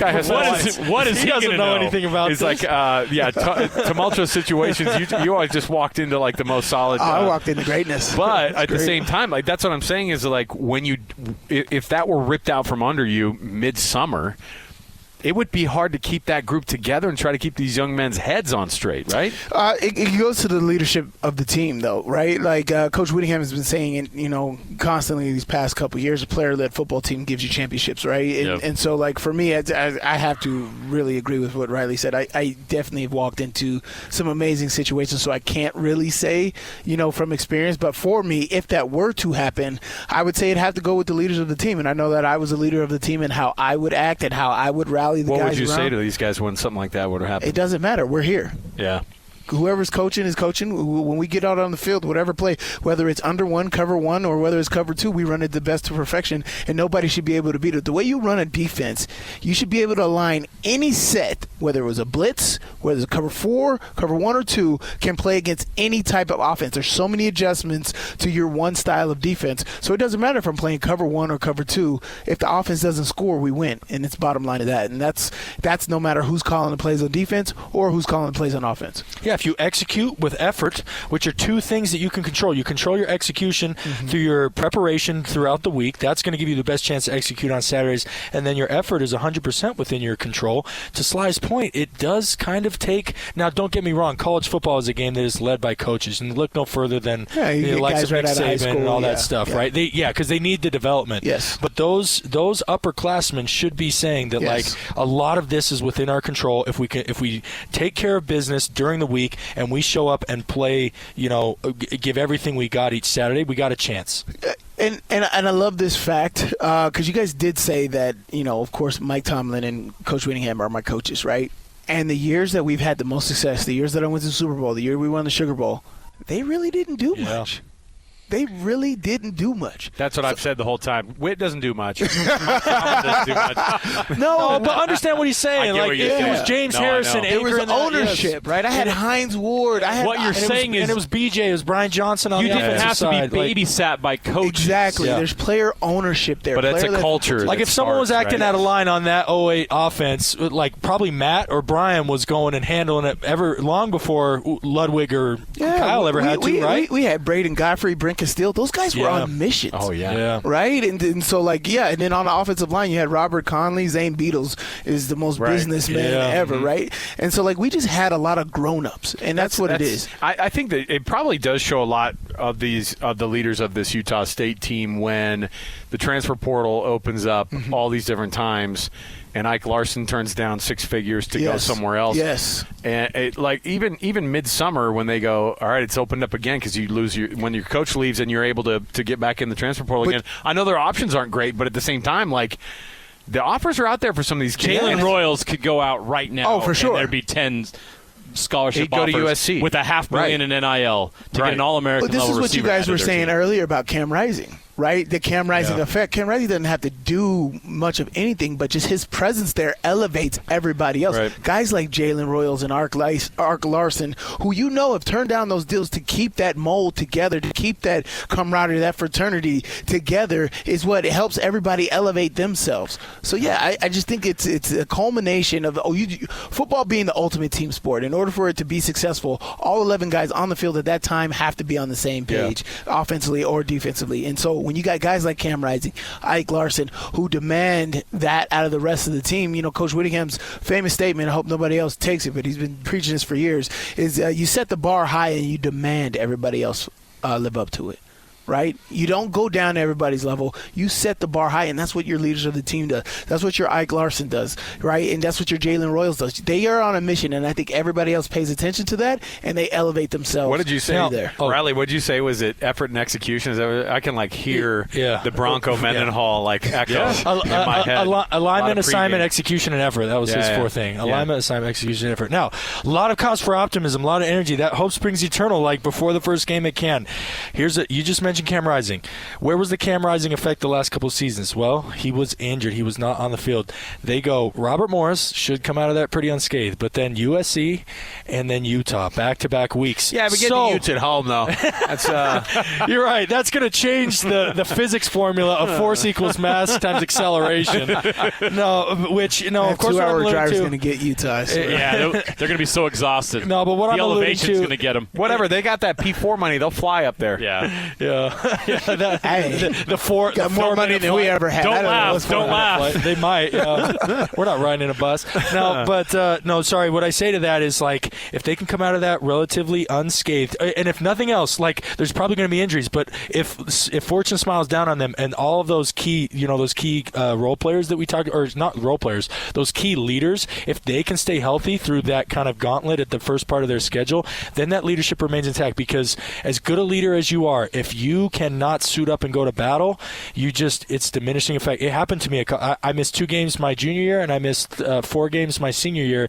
And as good a leader as I thought I was, and as aspiring as I was to my team, I wasn't out there, and so it diminishes. Yeah. It almost diminishes it to zero. The effect you can have. You can still encourage guys. You can hype guys up on the sideline. But man, you're not. Yeah. You have no. You really don't have much control over how dudes prepare over the week, and you really you can't be out there on Saturdays to inspire them. So if all those dudes dudes that we just listed, and we listed a good little core of them, 7, 8 players, verified players that the Aggies got suiting up for them this year. If they can avoid the injury bug, then, hope springs eternal up in Logan. All right, let's take another break here. Before we do, though, I wanted to make sure you guys know what's going on. We've got all sorts of things still to. We're gonna make some predictions on how Utah, BYU, and Utah State all go, and I'm also gonna ask for a national championship pick from these guys as well, as we've got them. So we're gonna dive into all that and much more right here on our Football Friday. It's a Friday, and we're talking football non-stop. All football, all the time. This is another edition of Football Friday with JJ and Alex, presented by G2G Bars on 97.5, the KSL Sports Zone. Yep, LJ will be ready to go, and that's why he's on the list, and we're excited to see him play. So this is sophomore year. He feels like it's a different player. Last year, he's trying to learn the offense. This year, he knows it already, and he's teaching the younger guys. He's teaching the freshmen. So he's got so much ability, and him with Folau, with Hinckley, and with Miles, and with the newcomers, I think it's going to be a lot of fun to watch those guys go.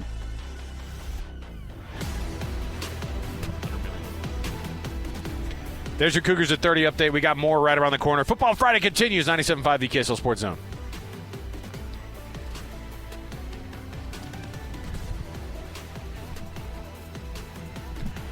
All right, welcome back. JJ and Alex, 97.5 the KSL Sports Zone.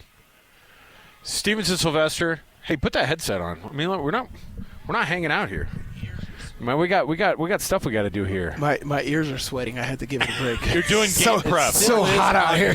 My heavens. Hey, we were just talking about a couple things here in the break. One is we were discussing some of the guys who've come out of that. Riley's on a big kick right now. Riley Nelson's been big on the product of Utah products? Yeah, are you? I got pride in my state. Does the USHAA pay you out to talk about how good these? I mean, honestly, they should. I know. It's one of the put Riley and Dusty on a show. That'd be awesome. Listen, I'm telling you, there's a reason that everybody else is starting to notice what everyone already kind of knew here. Per capita, we've got some of the best talent, right? Oh, for sure. And, I mean, I did a lot of time in the state of Texas as a kid, and both of my brothers played high school football in Texas, and I had to go play it up in measly Seattle. You know, it was a very, very different atmosphere. But, like, everybody just assumed, oh, you're in Texas, you got a lot of talent. I'll just say this. I remember how Sly looked at me on my recruiting trip to Utah. Oh, you're a quarterback? From where? From Utah? Okay. Oh, okay. No. I remember that. Don't judge the recruiting trip. I was trying to put on a face during that. I was so stone cold. I was trying to be hard. I was 17 years old. I was like, I'm going on this recruiting trip. Everybody's going to think I'm tough. So don't take that for No, but it wasn't just you. I'm just saying it wasn't that long. Oh, gosh. It wasn't that long ago. 20 years ago. Yeah, did you see those kids that just came up and insulted us? No, this is the best. So some Lehigh high school freshman kids were like, hey, didn't one of you guys play quarterback for BYU? I raised my hand and I said, yep, I did. No, and we said, of course, Riley did. And they go, awesome. Did you start? Right? So you got to kind of go, all right, well, you got to kind of educate these kids a little bit. And then it was like, what about you? Did you play football? I was like, Stevenson, Sylvester, yeah. And we're like, well, Sly started, Sly was a linebacker at Utah, played in that Sugar Bowl team, and he played in the NFL. That's cool. Did you start? I didn't even think they realized. And then he said, yeah, that's cool. Did you start? Because you said Sugar Bowl 2008, and these kids were like, well, I was born in 2009 and 10. Yeah, 10. These are freshmen at Lehigh. Yeah. I asked them what their birth years were, and they were 2009, 2000. You guys' career was over. Bro, I got 3 gray hairs that grew out just from that conversation. What was the one thing that he said? The thing that really insulted Sly, I can't remember what it was, but it was like, oh, that's cool. So, like, back in your day or something like that, it was like, oh. Did you tackle anybody important? Oh, that's what it was. And then, that's what it was. Well, then we say Ray Rice, and they're like, he's been out of the... Don't know who that is. No, they wouldn't know. You go, out of Rutgers. No, yeah, but Alex, here's why. So I say not that long ago, but obviously 2 decades ago. So I joined that. And by the way, we had some dudes playing on Utah. Like Kyle Brady was a product out of Tooele that was a starting back. Yeah, was he still there when you joined? Or he was like on his way out? Behind him my freshman year. So right behind it. Like, so we had some dudes. The Krugers obviously were coming up, but that was like kind of about it. There was really no one. So some defensive guys. I thought Tate was a little bit older, but they were still kind of hanging on. But like no one had produced from the state of Utah on that Urban Meyer offense, and obviously Matt came up. So thank goodness for Asiata coming and doing his thing. But it was, and I go up to Utah State, and there's like 6 or 7 of us. 3 of us are scholarship guys. The other guys are walk-on guys, and we're pretty much just like depth fillers. And it's so funny because did that go into your decision on which college to choose? Mostly was the fact that I didn't play a snap of defense in high school, and that's all anybody was selling me on at Utah. And I think I've told this on the air before. I don't know if I've told it on this show. So I come down to I did an unofficial during a bowl practice. Our official when we were together was like in February or something, but I did an unofficial for the bowl practice. And Gary's walking me around, and he's like, "Hey," he takes me over to because Gary's going to get you on defense. Which, by the way, super flattering. And we were talking about Brant Kuithe and how did BYU miss on him, and how they had the tall position group, and like Britton didn't really fit in. At that time, Ludwig was just coming from Cal and was all in on the prototype. So you had like Tommy Grady and whatever. I'll share that story for another time when we got more time. But you talk about what ran into the decision. Gary's like, "Hey, check this dude out," and it's a defensive backfield at a good defense. So there's one white dude out there. He's like, "You can be just like 32," and so I start watching just 32. Like 32, and I'm like, I'm a 17-year-old kid being like, "Gary, you're full of it, man. I appreciate the compliment." What he's about to do to Calvin Johnson in the Emerald Bowl. My feet don't move like that. My hips don't move like that. So there wasn't a part I was of you. aware enough at 17. I knew he was blowing smoke. And then the other thing is they had recruited a couple other Utah product. Like Kruger was, I don't know if he was ever signed as a quarterback, but Brady was a quarterback at Tooele. Right. Kruger was a quarterback at Timpanogos. Like every quarterback they got there, they put on defense. But those guys, it made more sense. They like did the Kruger boys. Chase Hansen. Yeah, Chase Hansen. Yep. Like the Cougar boys were that. I was like, I don't move like that, dude. I'm not big enough to play in the front 7 where most of these guys end up. So there wasn't a part of you that anyway. So that was part of it. I could have been that next Eric Weddle. I was self-aware enough at 17 to know that was smoke. So at least you can tell yourself that, because then you go. You don't think to yourself, what could have been if I had played safety? Short. He could have had a Super Bowl ring. Yeah, right. All right. Anyway, I knew my teammates had the best of it. So I go up to Utah State, ton of California teammates, Texas. We were trying to recruit out of those talent pools at that time. Now they got a lot more local kids because the development of the state's gotten a lot better. But quarterback Utah and it was kind of like an immediate dismissal. And I know they meant the best of it. But when I started playing and in the film room and out on the practice field, especially my teammates more from the South, I would get the okay. Oh, yeah. A sign of approval, but to me that's almost like offensive because I was I knew I could play. Like, come on, everybody doubt me, and it shouldn't be a surprise to you that I can complete a ball out here. This is what I've been training for my whole life. They turn you around, they want to go, what was your name again? That's when that pops up. and then here's what was your name? There's Cali, Texas, Florida fight, and Cali, Florida, and Cali, Texas fight or whatever. Then I go to BYU, and there is a whole new world for anybody who's known a Red Raider of the proud Kahuku High School out there. That is the pinnacle of college. Don't even talk about football with one of our Hawaiian or Tongan Samoan there. It's all the Pacific Islanders out there playing at Kahuku, because the Red Raiders, they don't care who Max Preps has at the top. They don't care if it's Mater Dei, Bishop Gorman, whatever. They know they're getting it's the Red Raiders and everyone else. Anyway, that's fun stuff that goes on in college football. But bottom line is there's a lot more on the roster, and they're doing big things, and I love following them. And it was rare. Back then we had Chris Cooley, who was a local product. That's right. Yeah, Kevin Curtis was having his kind of day with the Rams. I'm trying. There was a couple other Haloti players. Nada, but he left. But Haloti Nada wasn't as much because he went to Oregon. Yep.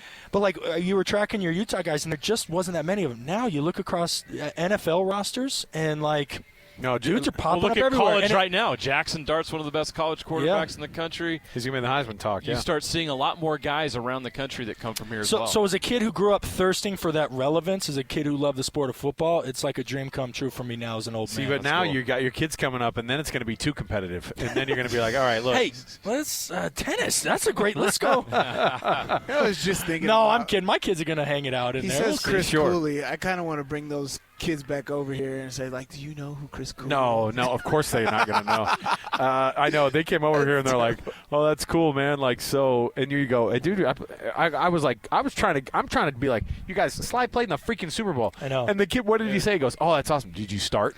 Well, that was my rookie year, loser. We're going through Sly's division, and we're like, oh, yeah. So the Bengals had Carson Palmer, Heisman winning at USC, just face unchanged. They don't know who What he did they is. say? They go, who'd you play? Did you ever play against Tom Brady? He goes, that was my first game ever as a rookie. And they're like, did you beat him? did you pick him off? They wanted to know how many interceptions he had on Tom Brady. No, they said, was he good? Yeah, was he any good? It was Tom Brady. No. I was like, it's Tom Brady. What are you talking about? No, he was not. Well, then we go like, and then Andy Dalton replaced. I was like, dang, that was a good stretch of quarterbacks for the Bengals. You went up against Sly, and they were like, Andy Dalton, huh? I was like, TCU, like Rose Bowl, beat Wisconsin, like, one of the kids had red hair. You should have been like, this is like the kid you should idolize, man. Let's go. If your highlights aren't on TikTok right now, those kids don't know who you are. Have you guys seen those memes where it's like nothing more that guys love than sitting around naming basketball, mid college basketball players from the early 2000s? Obscure players from your favorite team, like Gary McNamara, Syracuse. I remember that run. You play the game, and the first one that loses has to do something. I know you guys. First one that can't name somebody loses. I know you guys love Gary Payton, and I know you guys love Sean Kemp. But did you guys remember Detlef Schrempf? Detlef was the man. That's what we used to do. Listen, you remember when the Wildcats, they got that last one. Everyone remembers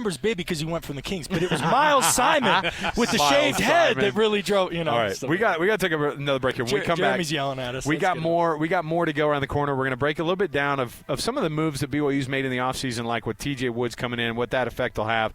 Keanu Hill going to tight end, I want to see what kind of an experiment that's going to be. The running back situation at BYU, then we'll have some predictions of the weekend. Stay with us right here. First, I want to tell you, don't miss your chance to win big every week. It's our Win Ticket Wednesday. JJ, did you cheat? Did you see who it is for this week that we're giving tickets away to? No. Def Leppard. Ooh, pour some sugar on me. Yes, let's go. We're going to give those away on Wednesday. So all Wednesday long, we're going to give those away on the station. So stay right here. More to go around the corner. 97.5 EKSL Sports Zone. It's a Friday, and we're talking football non-stop. All football, all the time. This is another edition of Football Friday with JJ and Alex. Presented by G2G Bars on 97.5, the KSL Sports Zone.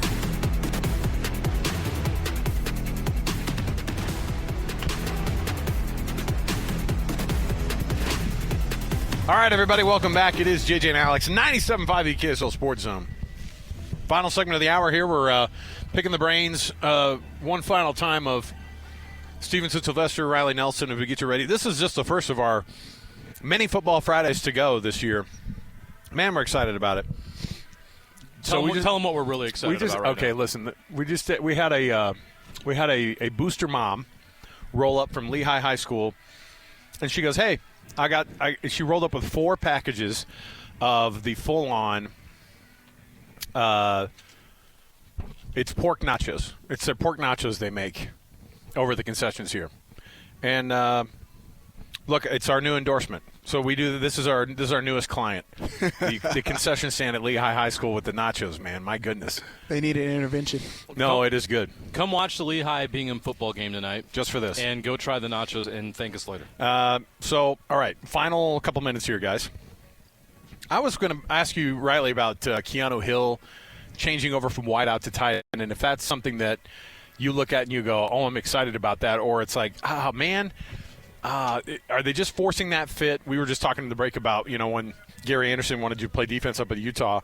The reality is a move like that for a guy like Keanu Hill, it could be a massive success. Oh, yeah. Absolutely could. The reality is, especially with the move to the Big 12, it's like, all right, you're a big, long body, but you're not really getting open on the outside. Our offense isn't conducive to having tall slot, right? Tall, kind of that Jimmy Graham flex Y position. It's not really what we do. So let's put 20, 30 pounds on you. See if you are can man up and block some people. But then when you get out in the passing game, from maybe having your hand on the ground, maybe doing a little bit of flex, maybe a little bit out of H-back, now you're more likely, rather than being a pure flex Y and getting like a nickel on you, now maybe we catch him in base D and you get a linebacker. Now all of a sudden you got an athletic matchup. So I'm excited about it. I will say, I don't know, guys. Like, I hope it's not coming off as negativism because I wish the best for BYU, but like the production of I always was waiting for like Isaac Rex to like be Isaac Rex, and it never really materialized. And I wonder if I wonder if it was it Bushman or was it Grimes, right? Because Bushman was the last one to truly be like the bell cow, and it was under Grimes. Interesting. And since Grimes left, like Isaac caught a lot of touchdowns, but never was really involved in the offense outside of the red zone. And people are waiting for it to return to the glory days like Dennis Pitta and Chad Lewis and Gordon Hudson. I don't know. I hope so. Maybe Keanu Hill is like the catalyst to catapult him into that. But maybe there is a we'll more see. athletic tight end in their future. Maybe something else that's a little bit less of the traditional.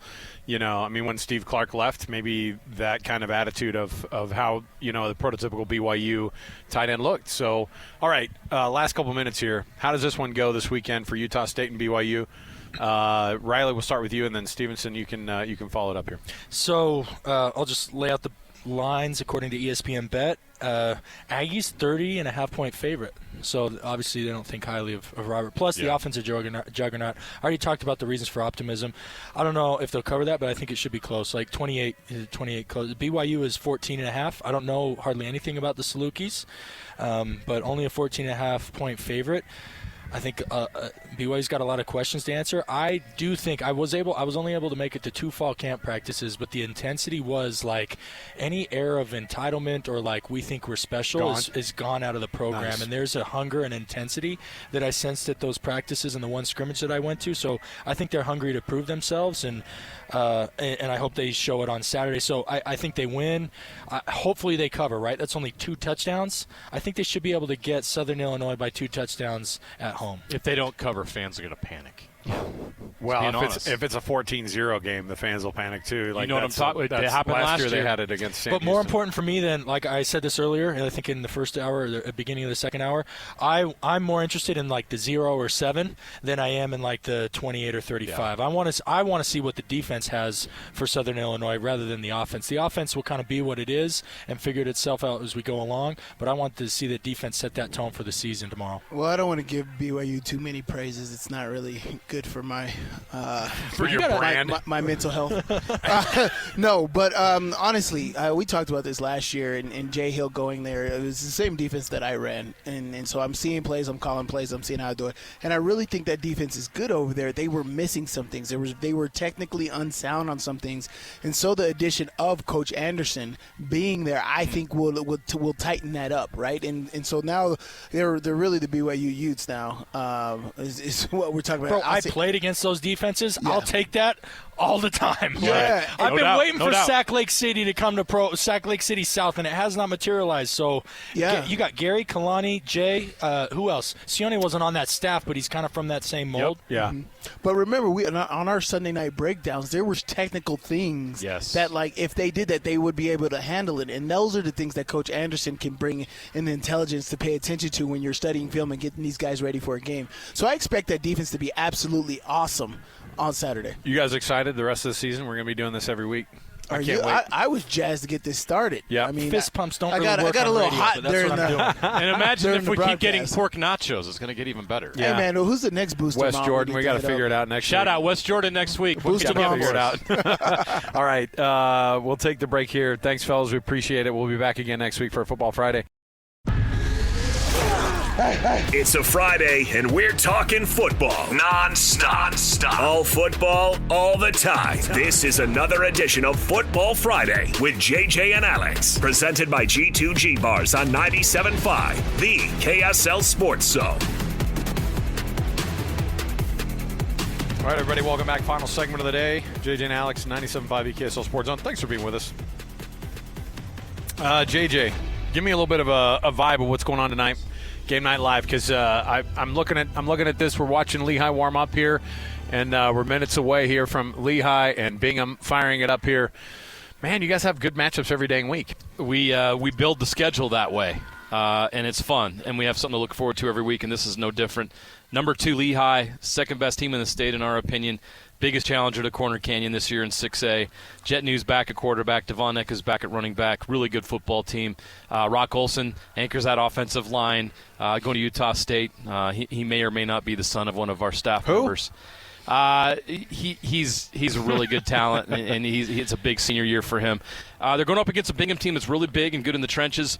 They got a new head coach. Coach Johnson takes over the program after being an assistant for 17, 18 years at the school, and there's some newness there. Former BYU running back Fahu Tahi is their offensive coordinator, so they're well coached.